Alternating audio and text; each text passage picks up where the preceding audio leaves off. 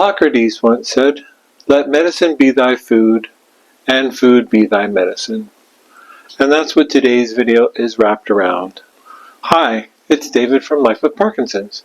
If you're new here, welcome. We hope you'll consider subscribing. For everybody else, thank you for coming back to watch this episode of my Parkinson's diet plan, what you need to know. Basically, this is video number 2 in my new playlist or series of Dave, what the heck has changed in your life? Because you look so much better. And I feel so much better. Last week we had video number 1, and I will have a link to that at the end of this video. So if you've missed that, when you're done here, you can jump over there. Basically, today we're going to look at all the changes I've made to my diet. Everything about this diet plan has been tailored to me and what I think I need in my Parkinson's treatment world. So hopefully it'll be enough to get you started and thinking about your own diet plan. So we have a lot of exciting information to cover in this video. Let's get right to it. The first objective I have in my diet plan is to maximize my medication windows.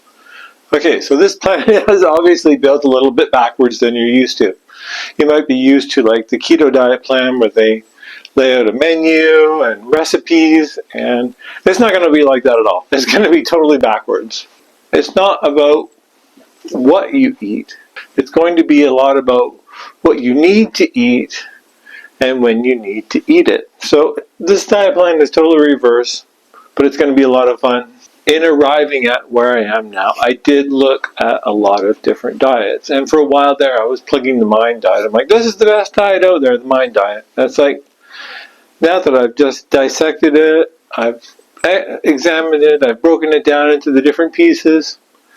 The keto diet, not for me. The Mind diet, not for me. The Mediterranean diet, I'm sorry, it doesn't do it. The carnivore diet, oh my gosh, way out of left field for me. And if those diets are working for you, I think that's great. I think you should stay on them. I think you should do what works for you.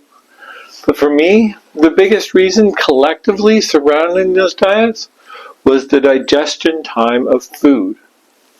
And there's a resource below that'll take you to a website that talks about all the different digestion times in food. And that's what the most important thing is to me. Maximizing my digestion times so I don't screw up my pills. Maximizing my medication windows. I take my medications, my Parkinson's meds, every 3 hours, so I need to take them on an empty stomach. So I take my pills, I wait an hour, I eat, and that gives me 2 hours to clean out my stomach. So when I take my next dose, I'm taking them on an empty stomach like the manufacturer and all the neurologists recommend. It's that simple. I've scaled back my menu to foods that can be digested in basically, preferably an hour or less, but basically less than 2 hours. And that's what I concentrate on. I just can't risk any medication interactions with protein. So the big part about this diet plan is keeping the medications away from the protein. So now the only animal protein I consume now is fish because the digestion time is less than an hour. Anything over that, I'm just not interested anymore. I'm tired. I'm tired of laying on the bed because of protein interactions. I'm tired of laying on my bed from blocking my next dosage of pills by eating the wrong thing. I'm just tired of it. I'm tired of crawling on the floor and not being able to walk and get around. I'm tired of almost falling down all the time, creating off times when I necessarily don't need to. I'm tired of all of that. It's just not worth it anymore. The other night I had some chocolate chips by accident, and I was laying in bed till 1 o'clock in the morning until I felt better.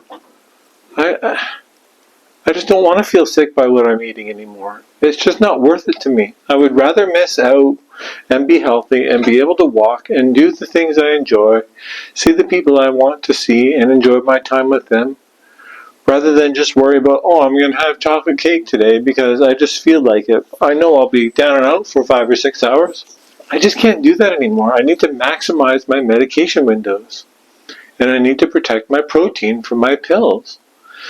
So by maintaining these windows, I'm doing exactly that because I need my protein. And if you're skimping on your protein because of medication interactions, you're actually doing yourself a disservice. You can run into a lot of problems by skimping on your protein, by not having enough, and also create a lot of fatigue and other issues. And it's just not worth it. In my opinion, I need to maintain my protein intake every day, which is 0.8 grams per kilogram of body weight, which is around 80 grams a day or so. So I'm going to make sure I squeeze it in around my medication windows. And right now, I'm having no trouble doing that. In the second part of my Parkinson's diet plan, I need to maximize my nutritional value and my ATP production. We've talked about ATP before. ATP is what our body needs to provide us with energy. Okay, if I want to go for a long walk, I've got to make sure my ATP levels are up. And to keep my ATP levels up, I need to eat a lot of food high in nitric oxide, like beets, kale, other green leafy vegetables. So those are the things I concentrate on. Because if I don't replenish my ATP, I'm going to have a big bout of fatigue, and I'm just tired of it. I'm tired of fatigue. That's a good one. I'm just exhausted by fatigue. I don't want it anymore. I don't care if I'm not having the apple pie. I don't care if I'm not having my cheesecake brownie. I just want to be able to go for a walk and have a good time. I just can't ignore the fact that anymore that refined sugar, processed foods, dairy, fast foods, gluten, they all do me in. And one thing I do to maximize my nutrition is that I've ditched all the food with pesticides. I have an organic food delivery service come by once a week, bring all my fruits and veggies, and that's basically what I eat. Fruit and vegetables, whole grains like things like quinoa, chia seeds, things that are complete proteins that have no gluten in them, so I don't have to be horizontal on the bed. I can be vertical and having the fun I like to have. And I stay hydrated. I have my hydrogen water bottle system. I'm not able to recommend one specifically at the moment, so I'll put a link in the description. I'll put an Amazon link in the description below so you can look up hydrogen water bottles easily. I can stay hydrated.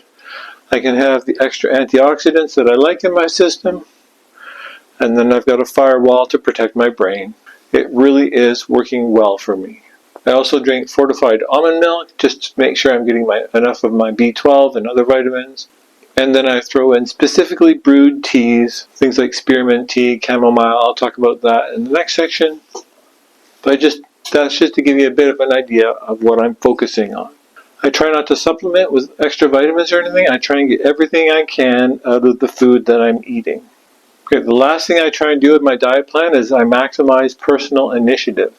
So I'm always on the lookout for new studies, new information showing that certain foods help with Parkinson's symptoms. And the latest one I've come across is a compound called farsenol. This is something that's in a lot of stone fruit, berries. It's in some herbs and teas like chamomile, lemongrass, balsam, musk, the spice thyme, so I'm going to start utilizing a lot of thyme, not hours in the day, but the herb one, THYME. And these have shown a lot of benefit in the world of Parkinson's disease. I'm just going to read you something here from Johns Hopkins Medicine, and there's also a link down in the description below to this study. Johns Hopkins Medicine researchers say that they have added to the evidence that the compound farsenol found naturally in herbs, berries, and other fruits prevents and reverses brain damage linked to Parkinson's disease in mouse studies. I know it's mice, so I'm not recommending everyone out there run out and pack their bodies full of farsenol, but if you want to give it a try, go for it and let me know the results. But it's just something I'm going to investigate personally. The compound used in the flavorings and perfume making can prevent the loss of neurons that produce dopamine in the brains of mice by deactivating pairs, a key protein involved in the disease's progression. If chamomile tea, I'm really excited about this as you can tell, can slow the progression of Parkinson's and even reverse it, I'll drink that stuff every day and be glad. Okay, so I hope that gives you a good rundown on my diet plan. It's basically pretty simple. Fresh fruit and vegetables, green leafy ones for ATP production, the specific ones that contain farsenol, drink lots of water, get plenty of rest, and enjoy life. Like, why make things harder for ourselves when we don't really need to? Okay, by now you should have seen the link to that video come up here. Number 1 in our new series of Dave, what the heck has changed in your life? Thank you for continuing to take this journey together. Thank you for liking, watching, subscribing, and sharing this video with your family and friends. Please leave a comment or a question below. I'll see you on the next one. Have a good day. Goodbye.